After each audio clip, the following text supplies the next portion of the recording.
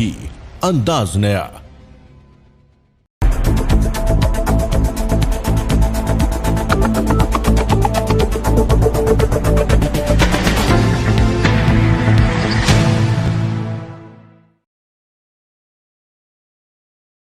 नमस्कार, डीपी के न्यूज़ में आप सभी का बहुत बहुत स्वागत है। मैं आपके साथ हर्ष चौधरी। बुलेटिन की शुरुआत करने से पहले एक नज़र बुलेटिन की अहम सुर्खियों पर। 26 जनवरी से शुरू होने वाला है शहरी ओलंपिक स्थगित। ग्रामीण ओलंपिक के साथ होगा शहरी ओलंपिक का आयोजन। बानसूर में फायरिंग को लेकर पूर्व मंत्री डॉक्टर रोहिताशव शर्मा ने की प्रेस वार्ता।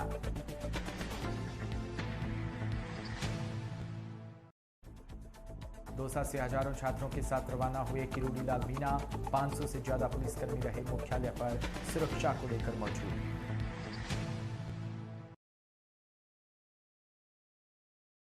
और खबरें विस्तार से। राजस्थान में शहरी ओलंपिक शुरू होने से पहले ही विवाद शुरू हो गया। प्रदेश भर में 26 जनवरी से शुरू होने जा रहे शहरी ओलंपिक स्थगित कर दिए गए हैं। राजस्थान स्पोर्ट्स काउंसिल ने ट्वीट कर इसकी जानकारी दी, जिससे उन्होंने बताया कि अब शहरी ओलंपिक भी ग्रामीण ओलंपिक के साथ आयोजित किए जाएंगे। शहरी ओलंपिक के स्थगित होने के बाद खेल मंत्री अशोक चांदना ने मीडिया से दूरी बना ली है। आज दोपहर चांदना प्रेस कॉन्फ्रेंस करने वाले थे, लेकिन शहरी ओलंपिक के स्थगित होने के बाद प्रेस कॉन्फ्रेंस को भी स्थगित कर दिया है। बानसूर के बालावास में सोमवार को हुए शराब के ठेकेदार पर फायरिंग को लेकर बानसूर के पूर्व मंत्री डॉक्टर रोहिताशव शर्मा ने अपने निजी कार्यालय पर प्रेस वार्ता की। पूर्व मंत्री ने कहा कि राजस्थान में कानून व्यवस्था चौपट हो गई, लेकिन बानसूर की हालात बद से बदतर हो गई है। बानसूर को चंबल बना दिया गया है। बानसूर में हरियाणा सहित आसपास के बदमाश यहां के युवाओं को बहला फुसलाकर क्रिमिनल घटनाओं को अंजाम देते हैं। वहीं उन्होंने कहा कि बानसूर, अरसोरा और नारायणपुर के पुलिस उद्योग मंत्री की सुरक्षा में लगी रहती है, उन्हें बानसूर की कोई चिंता नहीं। उन्होंने बालावास में हुई फायरिंग को लेकर कहा कि यह बहुत ही जघन्य अपराध है। इस तरह की ताबड़तोड़ गोलियां चलाना और मुजरिम सरेआम घूम रहे हैं, कोई पकड़ने वाला नहीं है। लगातार हो रही गोलीबारी की घटनाओं को लेकर आप क्या कहना चाहेंगे? देखिए, यूं तो पूरे राजस्थान में कानून व्यवस्था चौपट हो गई, पर बानसूर की हालत तो बद से बदतर हो गई। इसको चंबल बना दिया गया। यहाँ पर हरियाणा और आसपास के दूसरे राज्यों से, यूपी से और बड़े भारी तादाद में गुंडे और सरगने गुंडों का जाल यहाँ पर बिछा हुआ है और हमारे गांव के बच्चों को बहका फुसला करके और क्रिमिनल घटनाओं को अंजाम देते हैं। ये बहुत बुरी बात है। पुलिस का बहुत बुरा हाल है। पुलिस, हमारी जो विधायिका है, वो मंत्री है, उसको न जाने किस बात से खतरा है। सारी पुलिस, सारे के सारे तीनों थानों की, बानसूर थानों की पुलिस, हरसोरा सहित, नारायणपुर सहित सारी पुलिस शकुंतला जी के सिक्योरिटी में लगी होती है और यहाँ रोज गोलीबारी हो रही है। अभी रुदावल थाना क्षेत्र के गांव नगला धोरिया के पास लोगों में हड़कंप मच गया जब उनको सड़क पर पार करते समय करीब 8 फुट लंबा अजगर दिखाई दिया। नगला धोरैया के ग्रामीणों ने बताया कि कुछ गांव के ग्रामीण नगला धोरैया के पास सड़क पर घूम रहे थे, तभी उनको सड़क पर करीब 8 फुट लंबा अजगर दिखाई दिया। कुछ ग्रामीणों ने अजगर को रस्सी से बांध खिलौना बना लिया, जिसके बाद सैकड़ों की संख्या में अजगर को देखने लोगों का हुजूम उमड़ पड़ा। सूचना करने पर पहुंची वन विभाग की टीम ने अजगर को रेस्क्यू कर कब्जे में लिया। जयपुर में आईपीआई ग्लोबल के प्रोजेक्ट मंजिल द्वारा राष्ट्रीय बालिका दिवस के अवसर पर जयपुर में एक कार्यक्रम का आयोजन किया। इस कार्यक्रम में मंजिल की लड़कियों को सफलताओं को दर्शाने वाले एक पुस्तक का लॉन्च भी हुआ। मंजिल से लाभान्वित लगभग 450 लड़कियां, जिनकी उम्र 18 से 22 वर्ष की है, इस कार्यक्रम में शामिल हुई। साथ ही प्रशिक्षण प्रदाता, प्रधानाचार्य और कार्यक्रम से जुड़े नियोक्ताओं को भी शामिल किया गया।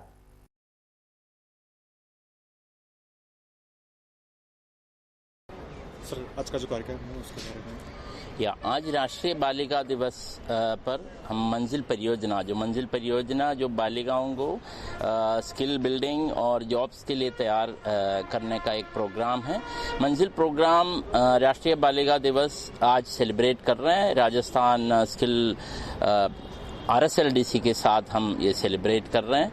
तो काफ़ी सारे जो लड़कियां हैं जिस परियोजना से जो लाभान्वित हुई है वो भी आज मौजूद है और उनके बीच में हम ये राष्ट्रीय महिला दिवस सेलिब्रेट करना चाहते हैं। और IP ग्लोबल जो इस परियोजना को राजस्थान में इम्प्लीमेंट कर रहा है उनका 25वां साल का जो सेलिब्रेशन भी इसी के साथ शुरू किया है। Thank you. ठीक है, आपका नाम बता दीजिए। मैं Padma Kumar, IP global. I am the chief operating officer with IP global. और कितने समय से ये कार्य चल रहा है?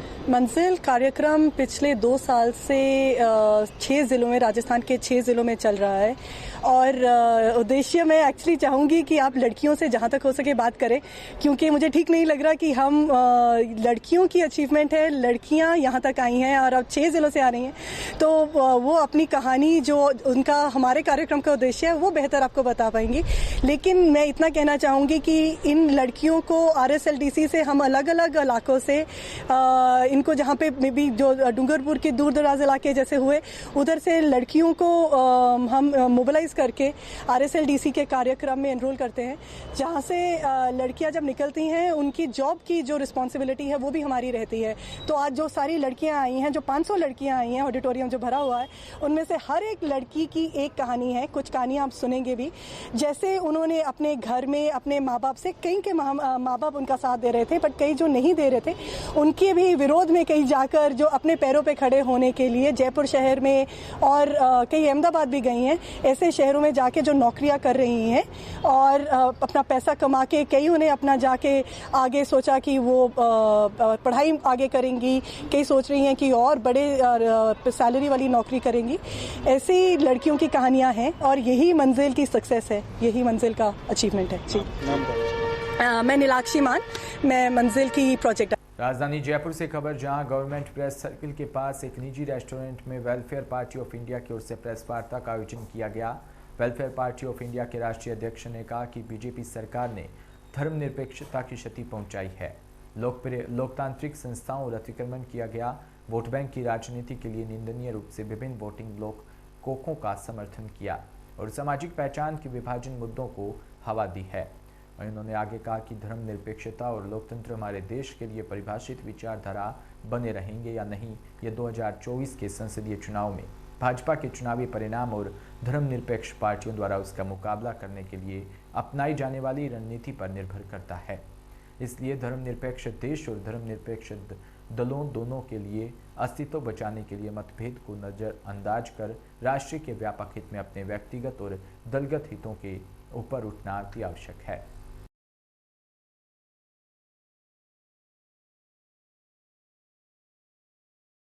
न पार्टियां बचेगी। सर, अब 8 साल की बात करें तो 8 साल में आपकी पार्टी ने क्या कुछ मूवमेंट चलाया इसको लेकर? हमारी पार्टी ने बहुत मूवमेंट चलाया। हमने हर साल हम एक अभियान चलाते हैं और राष्ट्रीय स्तर पे चलते का विदेश बचाओ का अभियान चलाया, कभी कुछ चलाया। अभी रिसेंटली हमने इन्फ्लेशन यानी महंगाई और बेरोजगारी के खिलाफ में एक लंबा अभियान चलाया है 15-20 दिन का पूरे देश में। तो ये तमाम अभियान, और कोविड के जमाने में भी हमने ये बात कही थी कि गद्दी छोड़े मोदी सरकार। तो ये जो सुरताल है, इससे देखिए, अगर आप मीडिया पे कब्जा करके अपनी बात लोगों तक पहुंचाकर और लोगों का ध्यान बटाने की कोशिश करें तो अब ये बात नहीं चलेगी। हर आदमी जानता है कि आपने क्या किया, आपने वादे क्या किए थे और आपका वो क्या है, अमल क्या है। तो मैं समझता हूं कि उसको एक्सपोज करने की जरूरत है और अब सेकुलर पार्टियों को एक प्लेटफॉर्म पे आना चाहिए। अगर आप भी नहीं आएगी तो ना वो बचेंगे ना देश बचेगा। पेपर आउट के मामले में गहलोत सरकार ने जो भी आरोपी थे उनके प्रतिष्ठानों पर, चाहे कोचिंग संस्थान हो या उनके घर हो, उन पर बुलडोजर वाली कार्रवाई की है। इसको आप किस तरह से देखते हैं, जिस तरह से बीजेपी की सरकारों में कार्रवाई होती थी? देखिए, बुलडोजर वाली कार्रवाई गलत है। देखिए, असल मसला सिर्फ ये है कि आप उसका जांच करवाएं और जांच करवाने के बाद में देश के कानून में जो प्रोविजन है उसके हिसाब से जो सजा चाहे दें उनको। लेकिन ये जो बुलडोजर का तरीका हो गया है कि आप किसी ने आवाज उठाई, उसके खिलाफ उसके घर को जाकर तोड़ दिया आपने, ये कौन सा कानून है बताइए? ये देश में कोई कानून ऐसा नहीं है जो बुलडोजर चलाने वाला है। बुलडोजर तो उस वक्त चलता है कि किसी ने या वहां अगर बुलडोजर चला रहे हैं वो भी जुडिशियल फैसले के बाद जुडिशरी के, न्यायपालिका के फैसले की बात कर रहे हैं, तब तो कोई समझ में आती है। लेकिन आप अपने तौर पर एडमिनिस्ट्रेटिव स्टेप लेकर जो है किसी का घर तोड़ देते हैं, ये बिल्कुल गलत बात है। चाहे वो मोदी सरकार कर रही हो, चाहे वो गहलोत सरकार कर रही हो, गलत है, वो नहीं होना चाहिए। सिवाना से खबर, जहां मानव सेवा संस्थान के राष्ट्रीय अध्यक्ष विनीत कुमार पांडे व राष्ट्रीय सचिव मनीष कुमार के निर्देशानुसार प्रदेश उपाध्यक्ष कैलाश सिंह राजपुरोहित ने समाज सेवा के साथ अन्य संगठनों से वर्षों से महत्वपूर्ण स्थान रखने वाले गो भक्त समाज सेवी शांति देवी गोदारा को बाड़मेर जिला अध्यक्ष नियुक्त किया है। गौरतलब है कि शांति देवी बिश्नोई पिछले कई वर्षों से समाज सेवा में जुटे हुए हैं। प्रदेश उपाध्यक्ष कैलाश सिंह राजपुरोहित ने बताया कि शांति देवी बिश्नोई समाज सेवा से लंबे समय से जुड़े हैं। मानव सेवा के प्रति इनकी निष्ठा और सामाजिक भाव को समझकर इन्हें महिला प्रकोष्ठ में बाड़मेर जिला अध्यक्ष का दायित्व भी दिया गया है।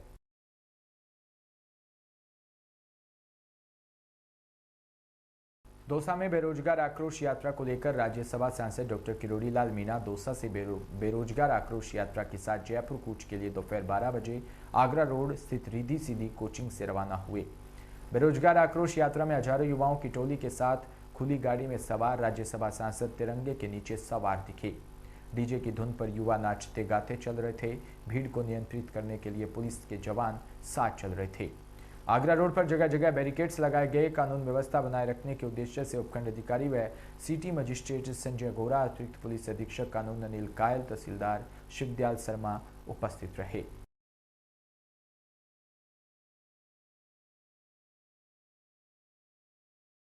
लाभ राजस्थान के बेरोजगारों का, उन जवानों का जिन्होंने परीक्षा दी, उनके साथ धोखा किया गया, उनको लूटा गया। जो नकल माफिया हैं, पेपर लीक करने वाले, करोड़ों का कारोबार कर गए। सरकार हमारी बात नहीं सुन रही। बेरोजगार इतनी मेहनत करता है, उसके परिश्रम पे पानी फेर दिया जाता है। माँ बाप के सपनों को तोड़ दिया जाता है। भयंकर असंतोष राजस्थान के बेरोजगारों में, जवानों। शाहबाद क्षेत्र के अखिल भारतीय शिक्षा संस्थान द्वारा संचालित स्वामी विवेकानंद विद्या निकेतन माध्यमिक विद्यालय समरानिया में राष्ट्रीय बालिका दिवस मनाया गया। प्रचार प्रमुख सुनील कुमार सेन ने जानकारी देते हुए बताया कि राष्ट्रीय बालिका दिवस के उपलक्ष्य में बहनों के लिए प्रश्नोत्तरी आयोजित की गई, जिसमें 152 बहनों ने भाग लिया। सर्वाधिक प्रश्नों के उत्तर देने वाली श्रेष्ठ बहन का चयन किया गया। विद्यालय के सहायक की यह प्रश्नोत्तरी आजाद ओझा के सहयोग से आयोजित की गई। इसी के साथ बुलेटिन में इतना ही। नमस्कार।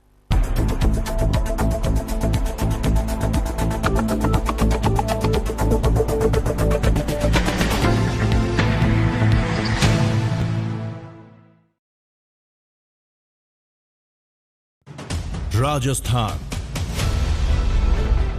समृद्ध